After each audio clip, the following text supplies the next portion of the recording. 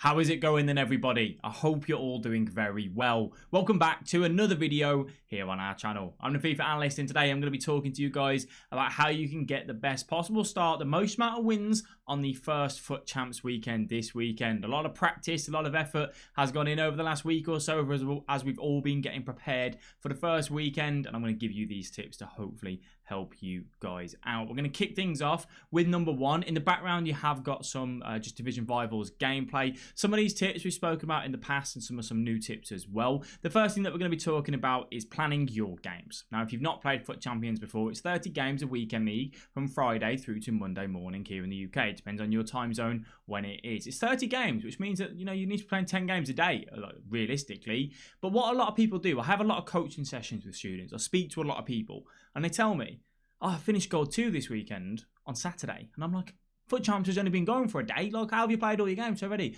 Relax. Don't rush. Take it easy. Take it easy. You know, just chill. Like, you don't need to rush all your games in. Obviously, if you've got some stuff you need to do, you know, you're out for the weekend, missus is taking you camping or something, or you got to go work or whatever it is that you've got to do, and that's completely fine. I completely understand that. But if you've got time, plan your games better. So for me, I would recommend 10 games on Friday, 15 games on Sunday, and 5 games on Saturday. So 10, 5, 15. If you think 10, 10, 10 works for you, or 5, 15, 10, whatever it is, it doesn't matter. But don't play 30 games in one sitting. Don't play 20 games in one sitting. Try and be a little bit more casual and a little bit more relaxed with it. And if you can do that, you'll definitely see the results go better, because you're not getting that mental fatigue. If you try and play so many games in such a short period of time, you get really aggravated. You start to do stupid stuff. You're not thinking about your FIFA. You go into autopilot and you just play for the sake of playing. So just keep that in mind.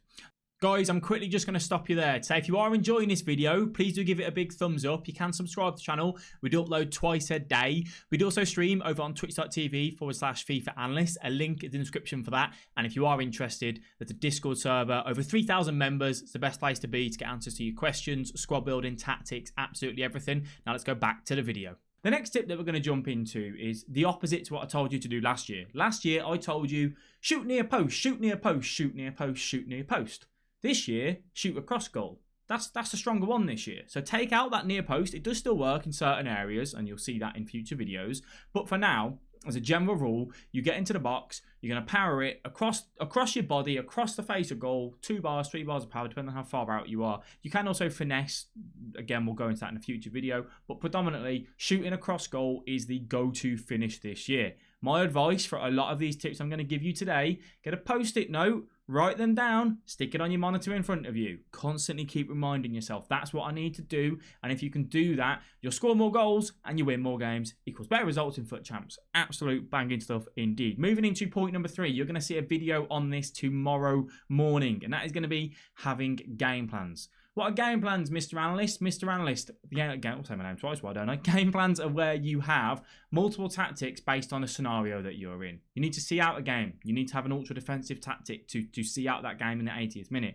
You're going into the game, what's your starting formation? You're losing 2-1. You don't want to be too open at the back, but you want to be able to put a little bit more pressure on the opponent. You might move to an attacking 4-4-2, press on heavy touch, higher depth, whatever it is. You're losing 3-0 to 60th minute. You need goals. Go to your ultra attacking formation, 3 at the back, something like that. You have to have game plans. As I said, tomorrow morning, 8 AM UK time, you'll be seeing my game plans for the weekend. Just go into it knowing your plan. That then means that you can be relaxed. That if you're losing a game, you can go to that formation, you can go to that tactic, and you can have the joy and success of getting back into the game or seeing out the game should you need to. Moving on to the next point, which is one that I recommend the best players to do, the worst players to do, absolutely everyone. It's what I did to improve from a Gold 2 player to a consistent Elite 1 player, and that is writing down your bad habits. I always recommend you guys to look back on your games, notice what things you do on a regular basis. What are the bad things that you're doing? Identifying those mistakes. And if you can do that and write them down, that post-it note, I should get a post-it note sponsor, shouldn't I? Can I post-it note, stick it on that monitor, on that TV, on I don't know where. If you need to put it on the kid's forehead, it doesn't matter. Just constantly keep reminding yourself. Don't do that. But constantly keep reminding yourself. Put it in front of you so you know where it is on a regular basis. And if you do that, you're constantly reminding yourself. When you write things down, it's much easier for you to remember. If you keep it up in your head, you forget. You don't remember. You know, you got to go do something. You just keep it up here. You forget, don't you? I forgot to take the bins out the other night, didn't I? Woeful, woeful. The next one is moving on to stay calm when you're losing a game, right? So many times I see people panic when they're losing a game. They're 3-1 down and they start rushing. It's the 40th minute and they start rushing and they start bringing every man forward. And it's like, relax. Just, you've got plenty of time to get back into the game. We talked about earlier on, planning your games, having a game plan. You've done the preparation. You know what you need to do. One game's going bad. It's not the be-all and end-all. You can get back into the game. It doesn't take long to score a goal on FIFA. You can score a goal very quickly and very easily.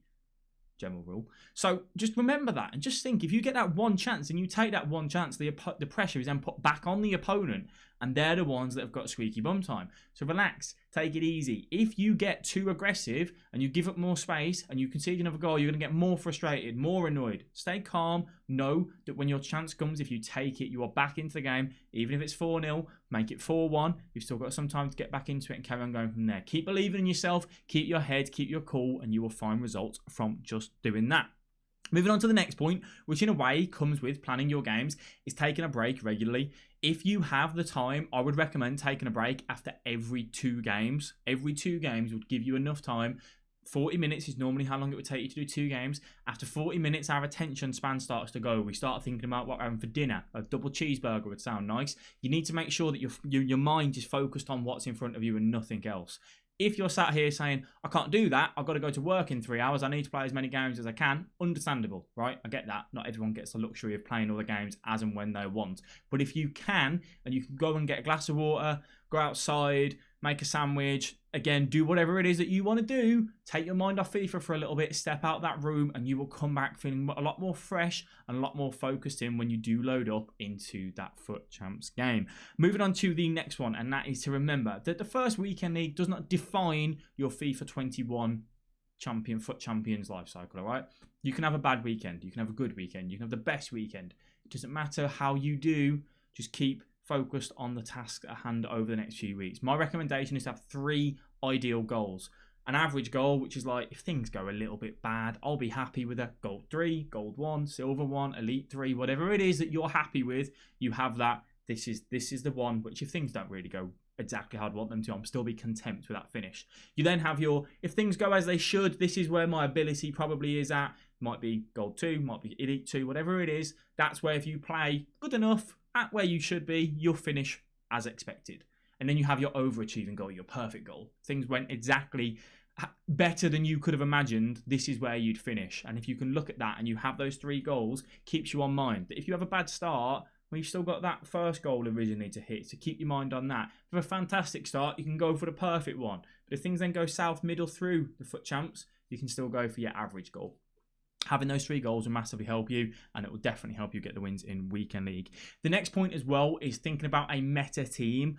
I always talk about this. There's a meta play style on FIFA. There's a meta team. If you're using Harry Kane up front, Thiago Silva at centre-back, John Barnes at left wing, I don't know, whoever it is that you've got, and you look at them and you go, they've got bad agility, they've got balance, they've got no pace, they've got no physical, they've got a bad weak foot, they've got bad skill moves, I've got no unpredictability in attack, everything's so predictable, no versatility in your attack, no versatility in defence. You can't play out from the back, you've got a terrible midfield that can't run, you've got a midfield that's 5'4", it's probably not going to do that great for you. So make sure you've got a meta side, a side that you know across the board, that's the players that you should have. I'm talking small, not small, but quick, agile, got some pace on them, got physical stats on them, got a good weak foot, got good skill moves. All of these sort of things can massively, massively help you in getting more wins in weekend league.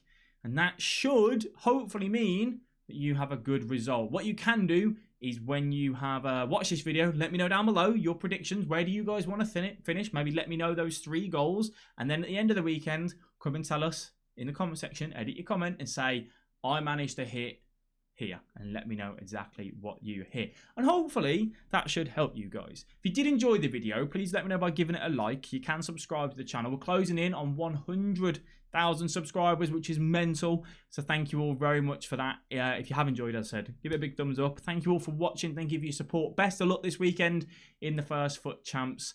And yeah, I personally can't wait for it. I'll catch you guys in the next video.